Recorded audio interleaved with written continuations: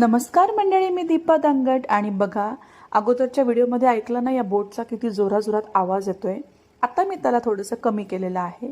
आणि मंडळी, मला पाण्याचा इतका फोबिया आहे, तरी पण मला पाण्यामधून सैर करायला इतकं आवडतं. मनामध्ये खूप भीती असते, पण त्या भीतीवर मात करून हा सुंदर अनुभव घेणं खूप जरुरी आहे. तर मंडळी, हा सुंदर जलाशय तुम्हाला दिसतोय, हे आहे कोयना धरणाचं बॅकवॉटर. तर तुम्ही आता ओळखलंच असेल हे कुठलं डेस्टिनेशन आहे.